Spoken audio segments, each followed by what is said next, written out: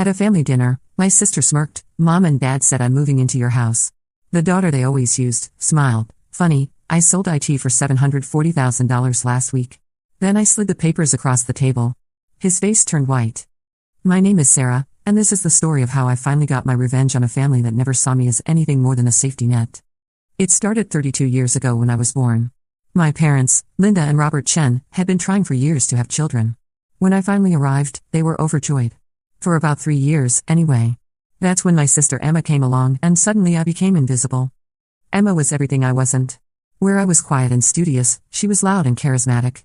Where I worked hard for decent grades, she barely tried and still managed to charm her teachers into passing her. Where I saved every penny for my part-time jobs, she spent money like it grew on trees, knowing Mom and Dad would always bail her out. The pattern established itself early and never changed. When Emma crashed her first car at 16, my college scholarship was reduced due to a paperwork error with my grades, and I was asked to take out additional student loans so the family could help pay for Emma's replacement car. When she got arrested for underage drinking, I was the one who had to pick her up from jail because Mom and Dad were too embarrassed. When she dropped out of college after 2 semesters of partying, they asked me to let her move in with me so she could figure things out. I said yes every time. Because that's what good daughters do, right? They sacrifice for their family. After college, I worked 2 jobs while living in a tiny studio apartment, saving every dollar I could. Emma, meanwhile, bounced from job to job, relationship to relationship, always landing on her feet because she knew someone would catch her. Usually me. When I was 29, I finally had enough saved for a down payment on a small house in a decent neighborhood. It wasn't much, a 2-bedroom ranch-style home built in the 1970s, but it was mine. I remember the day I got the keys, standing in the empty living room, crying with joy because I finally had something that belonged to me. Emma's reaction when she saw it was typical. "It's so small," she said, wrinkling her nose. "And the kitchen is so outdated. You should have waited and saved more money." But I love that house. I spent weekends painting walls, refinishing the hardwood floors, and slowly updating fixtures. I planted a garden in the backyard and installed a fence. I made it a home. Of course, Emma ended up living there anyway. When she was 26, she got evicted from her apartment for not paying rent. Mom called me crying, begging me to let Emma stay just until she gets back on her feet. Against my better judgment, I said yes. Emma moved in with 2 suitcases and promised it would only be temporary. That was 3 years ago, when I was 29. Now I'm 32, and Emma is 29. In those 3 years, Emma treated my house like a hotel. She never cleaned, never bought groceries, never contributed to utilities. She threw parties when I was working night shifts, leaving me to clean up the mess. She brought home different guys every few weeks, some of whom made me genuinely uncomfortable. When I tried to talk to her about boundaries, she'd run crying to Mom and Dad about how mean I was being to her. The final straw came last month. I'd been working extra shifts at the hospital where I work as a nurse, trying to save money for some much-needed home repairs. I came home after a brutal 12-hour shift to find Emma and 5 of her friends having a pool party in my backyard. My garden was trampled, there were beer cans everywhere, and someone had vomited in my petunias. I lost it. I told Emma she had 30 days to find somewhere else to live.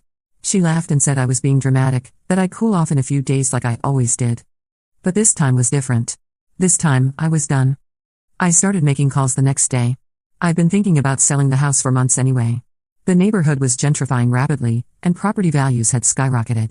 The little house I bought for $180,000 6 years ago was now worth over $700,000.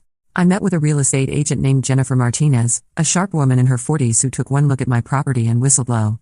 "This is going to sell fast," she told me. "The market is insane right now, especially for houses in this neighborhood. With a little staging, we could probably get you asking price or higher." I told her I wanted to move quickly and quietly. No for sale sign in the yard, no obvious showings while Emma was home. Jennifer nodded knowingly. "Family situation?" she asked. When I confirmed, she said, "I've handled a few of these. We can do private showings and market it mostly online. How soon do you want to close?" "As soon as possible," I said. Jennifer wasn't kidding about the market being crazy. We listed the house on a Thursday at $729,000. By the following Tuesday, I had 5 offers, 3 of them over asking price. I accepted an offer for $742,000 from a young couple who could close in 3 weeks with minimal contingencies. During those 3 weeks, Emma was completely oblivious. She was too busy with her new job at a boutique downtown and her latest boyfriend, a guy named Kyle who played guitar in a band that practiced in my garage without permission. She barely noticed when I started packing boxes, telling her I was just organizing when she asked. I didn't tell my parents either. I knew they'd try to guilt me out of it, or worse, they'd warn Emma. I'd learned over the years that my parents couldn't keep secrets from their favorite daughter. The closing went smoothly, though it took longer than expected due to some paperwork delays with the buyer's lender. I signed the papers in Jennifer's office on a Wednesday morning 3 weeks after accepting the offer, officially transferring ownership to the young couple. After real estate commissions, closing costs, and other fees, I netted $697,000 from the sale. They were so excited, talking about their plans for the kitchen renovation and how they wanted to expand the garden. It made me happy to know the house was going to people who would love it. Mike and Jessica Patterson were both teachers in their early 30s, and they reminded me of who I used to be: hopeful, hardworking, and grateful for what they had. Jessica kept looking at the pictures of the house on her phone, pointing out little details to Mike. "Look at these built-in bookshelves in the living room," she said. "And the way Sarah refinished these hardwood floors, they're gorgeous." It warmed my heart to hear someone appreciate the work I'd put into that house. Emma had never once commented on the improvements I'd made, except to complain that the renovations were loud or messy.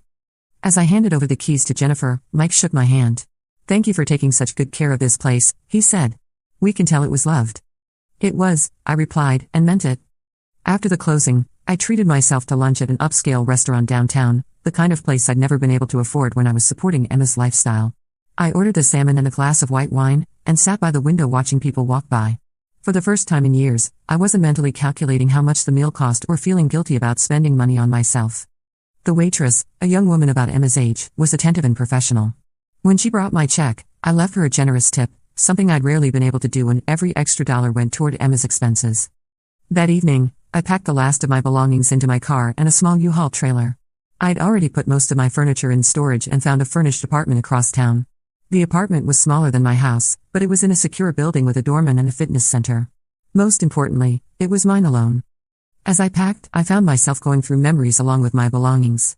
There was the photo album from my college graduation, me standing alone in my cap and gown because Emma had been too busy to come and Mama and Dad had to leave early to pick her up from a party where she'd gotten too drunk to drive herself home. There were birthday cards I'd bought for myself over the years because no one else remembered. There were bank statements showing years of overdraft fees because I'd lent Emma money I couldn't afford to lend. Each item told a story of sacrifice that had gone unnoticed and unappreciated. Emma was out with Kyle, so I left her a note on the kitchen counter: "Emma, the house has been sold. You have until Friday to move out. The new owners take possession on Monday. Sarah." I also left her a copy of the eviction notice I'd filed with the sheriff's department, just to make sure she understood this wasn't a joke or an empty threat. Before I left, I walked through the house one last time.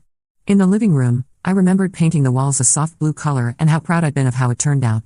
In the kitchen, I recalled the weekend I'd spent installing new cabinet hardware and how sore my hands had been afterward. In the backyard, I looked at what remained of my garden after Emma's party and felt a pang of sadness for the flowers that had been trampled. But the sadness was mixed with relief. I wouldn't have to worry about Emma's friends destroying my property anymore. I wouldn't have to come home from work to find my space invaded by people I didn't know or trust. I wouldn't have to lie awake at night wondering if the strange man Emma had brought home was dangerous. I locked the door for the last time and drove away.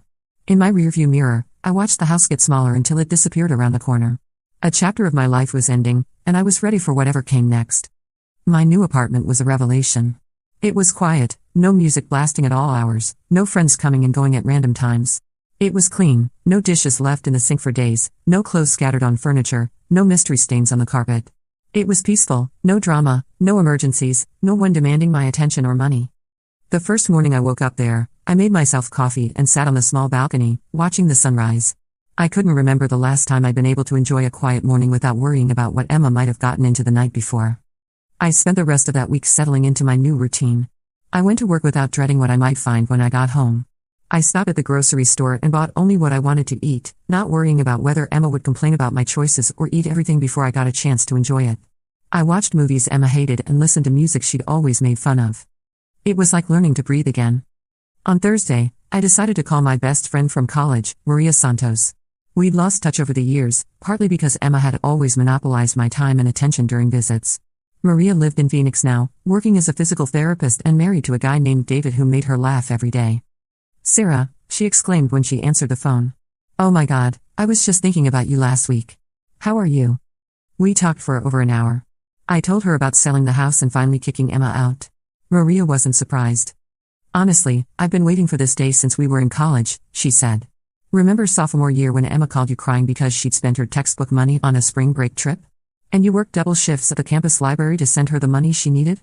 I'd forgotten about that, but Maria was right. The pattern had started even earlier than I'd realized. "You were always taking care of everyone else," Maria continued. Your roommate, your study group, your family. You tutored half our nursing class for free and always had snacks in your room for anyone who was stressed or hungry. But when did anyone ever take care of you? It was a question I couldn't answer, because the truth was they rarely did. I'm proud of you for finally putting yourself first, Maria said. And you know what? If you're serious about that condo in Florida, David and I have been talking about relocating somewhere warmer. Maybe we could be neighbors again. The idea made me smile. Having a friend nearby who actually cared about my well-being sounded wonderful. Friday came and went without any word from Emma. I knew she hadn't moved out because Jennifer called to say the new owners were concerned about seeing lights on in the house and a car in the driveway. I assured her that the situation would be resolved by Monday and called the sheriff's department to confirm that Officer Rodriguez would be available for the eviction. I thought that would be the end of it. I was wrong. My phone started ringing at 7:30 a.m. the next morning. It was Mom, practically screaming into the phone. Sarah Elizabeth Chen, what is this nonsense about selling your house? Emma called us last night crying, saying you're kicking her out with nowhere to go. I calmly explained that I'd sold my house and Emma needed to find her own place to live, like any other adult. Mom wasn't having it. You can't just sell the house without telling us. Where is Emma supposed to live? You know she can't afford her own place right now. That's not my problem anymore, Mom. Of course it's your problem. She's your sister. Family takes care of each other. Funny, I said, I don't remember Emma taking care of me when I was working 2 jobs to pay for college, or when I was saving for years to buy that house, or when I was cleaning up her messes for the past 3 years. Mom went quiet for a moment, then said in her guilt-tripped voice, we raised you better than this, Sarah. This is cruel and selfish. No, Mom, you raised me to be a doormat. There's a difference. I hung up on her. It felt amazing. But my family wasn't done with me yet. Over the next few days, I got calls from Dad, from Emma, from my Aunt Carol, and even from my grandmother. They all said the same things. I was being selfish, I was abandoning my family, I should have talked to them before making such a big decision. Emma left me a series of increasingly frantic voicemails. The first few were angry, calling me names and demanding I fix this mess. The later ones were tearful, begging me to reconsider. The last one was pure manipulation. Sarah, I don't know where I'm going to go. I might end up on the streets. I can't believe you do this to your own sister. Mom and Dad are so disappointed in you. I deleted all of them without responding. The Friday deadline came and went. Emma didn't move out. I got a call from Jennifer saying the new owners were concerned because there was still someone living in the house. I had to explain the situation and assure them that Emma would be gone before Monday. I drove over on the following Monday morning with the sheriff's deputy who handles evictions. Emma was still in her pajamas, looking shocked when she opened the door to see me and a police officer. You can't actually kick me out, she said, looking between us. I live here. I have rights. The deputy, a patient man named Officer Rodriguez, explained that she had no legal right to be in the house since she wasn't on the deed or lease, and the property had been sold. He gave her 2 hours to pack her essentials and leave. Emma called Mom and Dad, who arrived within 30 minutes, both of them furious with me. Dad's face was red as he stormed up to me. This is how you treat your family? Your own sister could end up homeless because of your selfishness. Emma is 29 years old, I said calmly. She's had 3 years to save money and find her own place. Instead, she chose to party and spend money on clothes and concerts. Those were her choices. She was getting her life together. Mom protested. By working part-time at a boutique and spending her nights at bars? That's getting her life together? Officer Rodriguez intervened before the argument could escalate further. Ma'am, he said to Emma, you need to pack your belongings now. If you're not out in 2 hours, I'll have to arrest you for trespassing.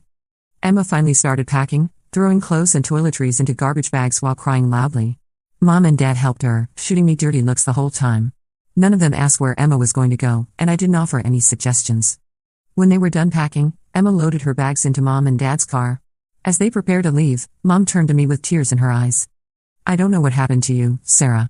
You used to be such a caring, thoughtful girl. This isn't who we raised you to be. No, I replied, this is exactly who you raised me to be. You raised me to clean up messes, solve problems, and sacrifice my own happiness for everyone else. The only difference is that I'm not doing it anymore. They left without another word. I handed the keys to Officer Rodriguez, who would give them to the new owners, and drove back to my new apartment. For the first time in my adult life, I felt free. That was 3 weeks ago. I thought the drama was over. I thought wrong. The first week after the eviction was blissfully quiet. I heard nothing from my family, which was both a relief and slightly concerning. I half expected Mom to call and try to guilt me into letting Emma move in with me at my new apartment, but my phone remained silent. I used the time to start planning my future. With over $700,000 from the house sale, plus my savings and retirement funds, I had more financial freedom than I'd ever imagined. I researched condos in Florida, looking at properties near the beach where I could walk along the shore every morning before work. I investigated remote nursing positions that would allow me to work from anywhere. I even looked into travel nursing programs that would let me see different parts of the country while earning good money. For the first time in my adult life, I was making plans based on what I wanted, not what my family needed from me. I also started therapy with a counselor named Dr. Patricia Williams. I'd been thinking about it for years but never had the time or energy to follow through. Now that my evenings and weekends weren't consumed with Emma's crises, I finally had space to work on myself. Tell me about your family dynamics growing up, Dr. Williams said during our first session. She was a woman in her 50s with kind eyes and a gentle manner that made me feel comfortable opening up. As I talked about my childhood, patterns became clear that I'd never noticed before. How I'd been praised for being mature and responsible while Emma was excused for being spirited and creative. How my achievements were downplayed while Emma's minor successes were celebrated. How I'd learned to suppress my own needs to avoid being seen as selfish or demanding. It sounds like you were parentified at a young age, Dr. Williams observed. You took on adult responsibilities and emotional burdens that weren't appropriate for a child. That creates a pattern of people-pleasing and self-sacrifice that can be very hard to break. But I did break it, I said. I finally stood up for myself. You did, she agreed. And that took tremendous courage. Now the work is learning to maintain those boundaries and building a life that serves your own needs and goals. The second week, I started getting indirect pressure from extended family. My Aunt Carol called, ostensibly to catch up, but quickly steered the conversation to Emma's situation. Your mother is so worried about Emma, she said. Apparently she's been staying on friends' couches, moving around every few days. That's no way for a young woman to live. Emma is 29, I replied. Most people figure out their living situations long before that age. But family helps family, Sarah. That's just how it is. Then mom and dad can help her. Or you can. There's nothing stopping any of you from opening your homes to Emma. Aunt Carol went quiet. Like my parents, she was much more comfortable with the idea of me sacrificing for Emma than doing it herself. I got similar calls from my cousin Jennifer and my grandmother. All of them expressed concern for Emma but none offered concrete help. They all seemed to believe that taking care of Emma was specifically my responsibility, as if being her older sister made me her permanent guardian. The third week brought more direct pressure. Dad called while I was at work, leaving a voicemail that was clearly meant to make me feel guilty. Sarah, I hope you're happy with yourself. Emma is basically homeless, moving from couch to couch, and your mother cries herself to sleep every night worrying about her. This isn't who you are, sweetheart. You're the caring one, the one who looks out for others. Please call us so we can work this out.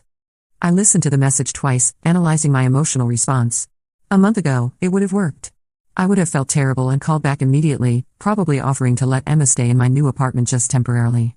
But now, after weeks of therapy and quiet reflection, I could see the manipulation clearly.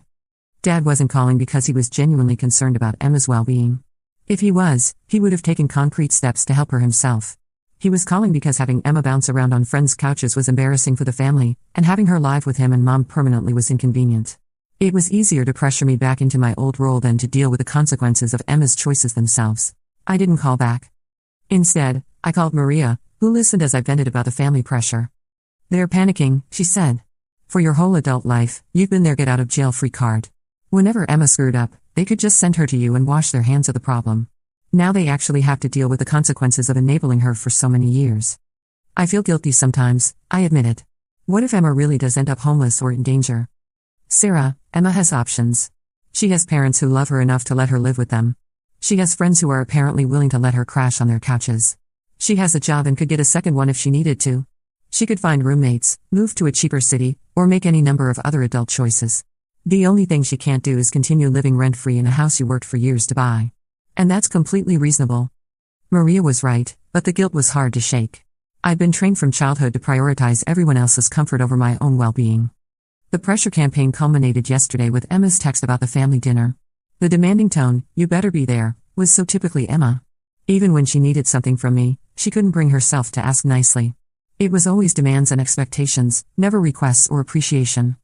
But I decided to go anyway, partly out of curiosity and partly because I wanted to see how far they'd go with their manipulation tactics. I had a feeling they weren't just planning to ask me to reconsider, they were planning to ambush me with some kind of solution they'd worked out without consulting me. I was right. Yesterday, I got a text from Emma, "Family dinner at mom and dad's tomorrow at 6. You better be there. We need to discuss this situation." I almost didn't go. I'd been enjoying the peace and quiet of not dealing with my family's constant demands. But curiosity got the better of me. I wanted to see what they thought they could possibly say to make me change my mind. I arrived at my parents' house at exactly 6 p.m. Nothing had changed, the same outdated furniture, the same family photos covering every surface, the same smell of my mom's cooking. Emma's car was in the driveway, which surprised me. I'd assumed she was staying with friends or had found an apartment by now. I walked in without knocking, like I had for 28 years. The family was gathered in the dining room, Mom setting the table with her good china, Dad opening a bottle of wine, and Emma sitting at the table looking smug. "Sarah," Mom exclaimed, rushing over to hug me like nothing had happened. "I'm so glad you came. We have so much to talk about." I hugged her back stiffly and took my usual seat across from Emma. Dad poured wine for everyone without asking if I wanted any, then sat at the head of the table. "Before we eat," Dad said, "we need to discuss this housing situation." Here we go, I thought. "Emma has been staying in our guest room," Mom said, "but that was only supposed to be temporary. She needs a permanent place to live. She can get an apartment like every other adult," I said. Emma rolled her eyes. "With what money? Do you know how expensive rent is right now? I can't afford a security deposit and first month's rent. Then get a better job. Or a second job. Figure it out." "It's not that simple." Dad held up his hand to silence her. "We've come up with a solution," he said. "Emma is going to move back into your house." I stared at him. "What house?" "I told you, I sold it." Mom smiled the way she did when she thought she was being clever. "We know you were just trying to scare Emma into being more responsible. It worked. She's learned her lesson. Now you can call the buyers and explain that there was a misunderstanding." I couldn't believe what I was hearing. There was no misunderstanding. I sold the house. Other people own it now. They're living in it. "Don't be ridiculous," Emma said with a laugh. "Nobody sells a house in 2 weeks. You're just trying to teach me a lesson." I reached into my purse and pulled out a folder I'd brought just in case. Inside were copies of all the closing documents, the deed transfer, and the wire transfer receipt showing the $742,000 deposit into my bank account. "You want proof?" I said, sliding the papers across the table. "There it is." Dad picked up the documents and started reading. His face went pale as he realized they were real. He passed them to Mom, whose hands started shaking as she flipped through the pages. Emma grabbed the papers from Mom and stared at them. This can't be real. You didn't actually sell the house. You couldn't have." "For $742,000, I said calmly. "Closed last Monday. The new owners are lovely people named Mike and Jessica Patterson. They have 2 kids and a golden retriever named Charlie." The room went completely silent. Emma's face cycled through disbelief, anger, and panic. Mom looked like she might faint. Dad just stared at the papers. Finally, Emma found her voice. "You actually did it. You actually sold the house." She looked up at me with tears in her eyes. "How could you do this to me? Where am I supposed to live?" "That's your problem to figure out," I said. "Just like it was my problem to figure out where to live when I was 18 and you weren't. Just like it was my problem to figure out how to pay for college when my fund went to buy you a car. Just like it's been my problem to figure out everything else while you coasted through life expecting other people to take care of you." "But you're my sister," Emma wailed. "You're supposed to help me." "I helped you for 3 years," I replied. "I gave you free housing, free utilities, free food. I cleaned up your messes, paid for things you broke, and put up with your friends and boyfriends treating my home like a frat house. I helped you plenty. Now it's time for you to help yourself." Mom finally found her voice. "Sarah, this is extreme. Yes, Emma needs to be more responsible, but you didn't have to sell your house. You could have just given her a deadline to find her own place." I did give her a deadline.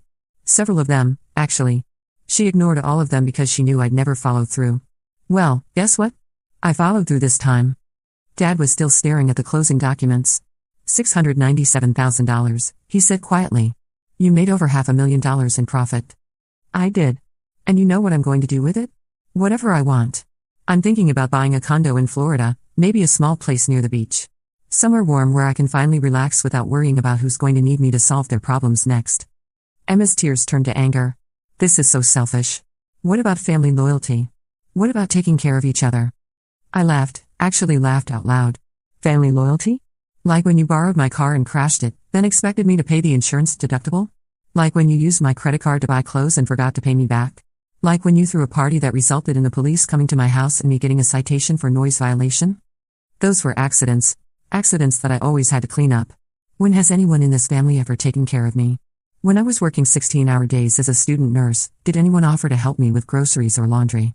When I was saving every penny to buy a house, did anyone offer to help with the down payment? When I was stressed out and exhausted from working extra shifts to pay for Emma's lifestyle, did anyone ask if I needed support? The room went quiet again. Because the answer was no, and we all knew it. I have been taking care of this family my entire adult life, I continued.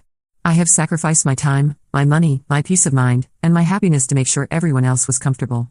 And not once, has anyone asked what I needed or wanted. Mom's voice was small when she spoke.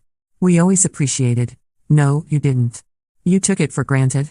You assumed I would always be there to fix things, pay for things, clean up messes. You never appreciated it because you never had to think about it. It was just Sarah's job to handle everything. I stood up from the table. Well, I quit. I'm resigning from my position as the family cleanup crew. Find someone else to solve your problems. Emma stood up too, her face red with anger. You can't just abandon your family. Watch me, I said, and started walking toward the door. Sarah, wait. Dad called out. Let's calm down and talk about this rationally.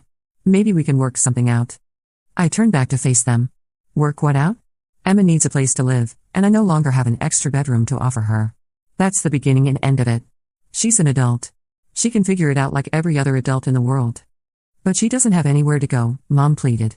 Then maybe you should let her live with you permanently. Put your money where your mouth is about family loyalty and taking care of each other. The suggestion clearly horrified them.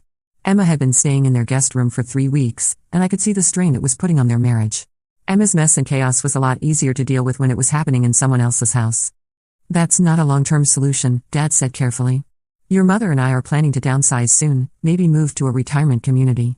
Sounds like a personal problem, I said. Emma's voice turned desperate. Sarah, please. I'm sorry, okay? I'm sorry I took advantage of you. I'm sorry I didn't help around the house or pay rent. I'll do better, I promise. Just, please don't leave me with nothing. For a moment, I almost felt bad for her. She looked genuinely scared, and despite everything, she was still my sister. But then I remembered all the times she'd made similar promises before, only to fall back into the same patterns when she got what she wanted. Emma, I said gently, I'm not leaving you with nothing.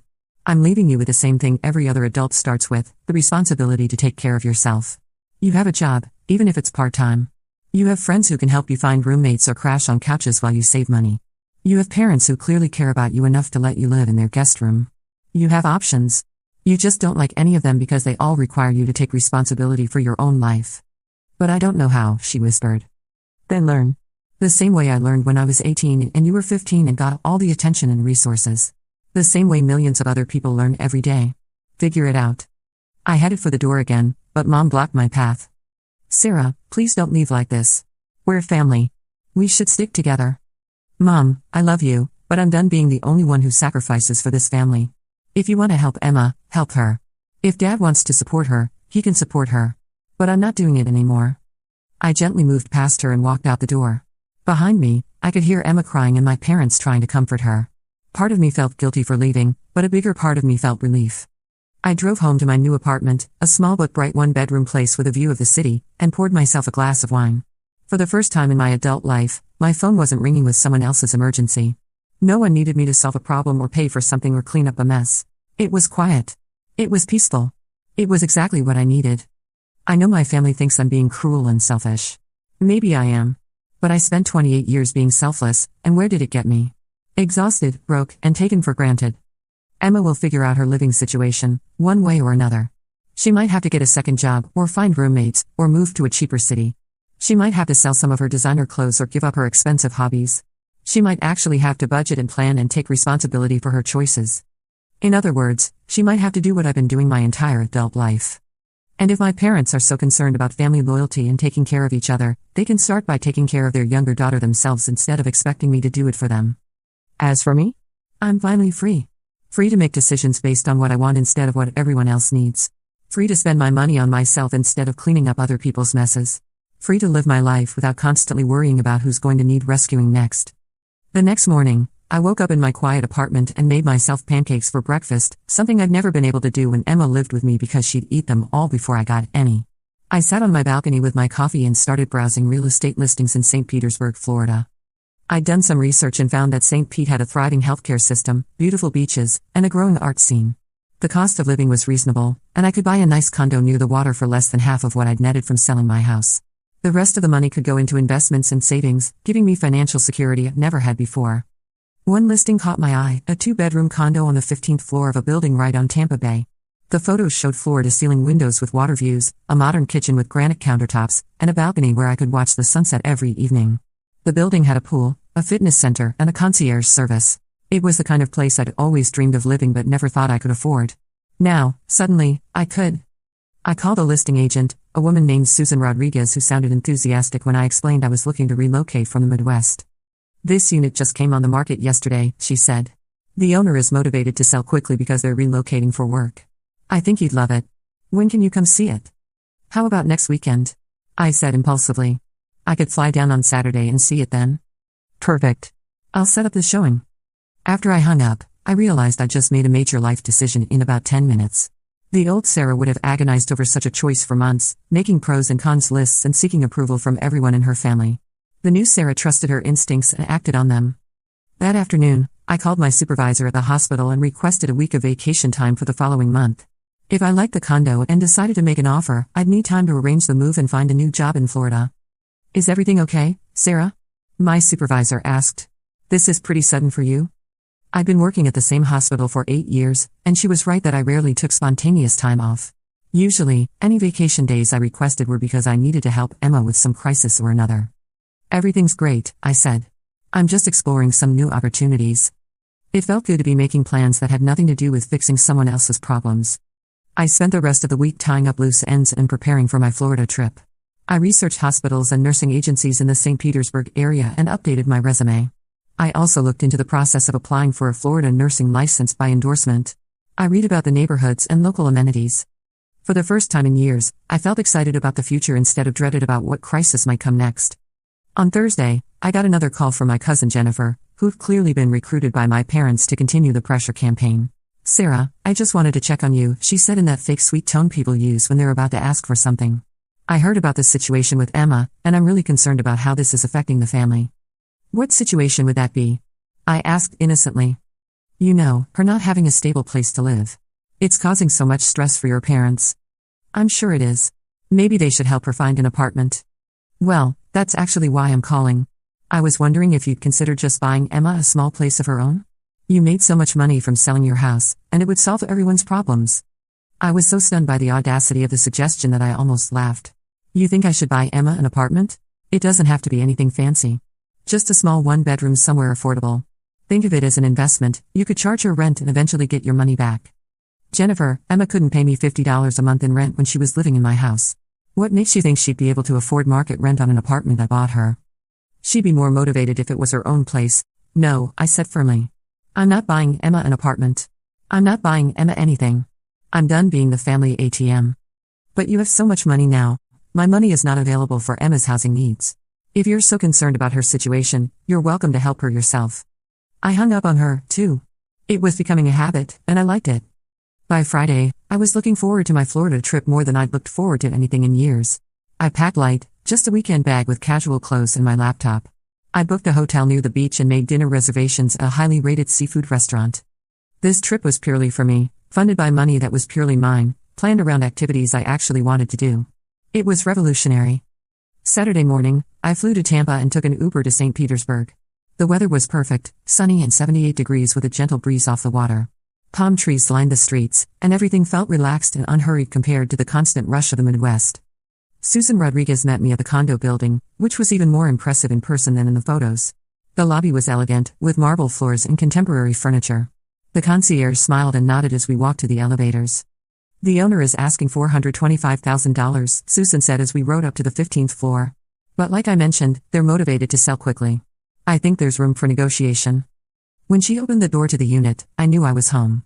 The views of Tampa Bay were spectacular, stretching out to the horizon in shades of blue and turquoise. The condo was larger than my apartment back home, with an open floor plan that felt spacious and airy. The kitchen was beautiful, with stainless steel appliances and a large island perfect for cooking. The master bedroom had its own balcony, and I could imagine waking up every morning to watch the sunrise over the water. The second bedroom could be an office where I could work remotely or pursue freelance nursing opportunities. "What do you think?" Susan asked. "I think I'd like to make an offer," I said. We spent the next hour going over comps and market data.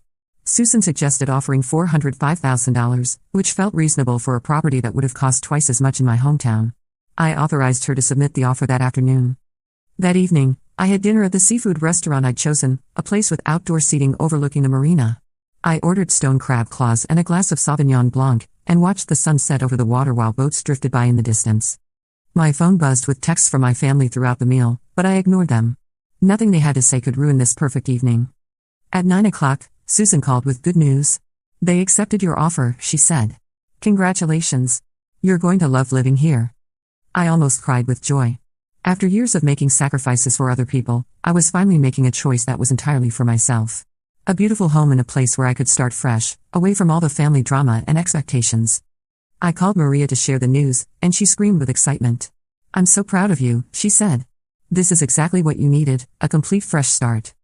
I'm terrified and thrilled at the same time, I admitted. What if I'm making a huge mistake?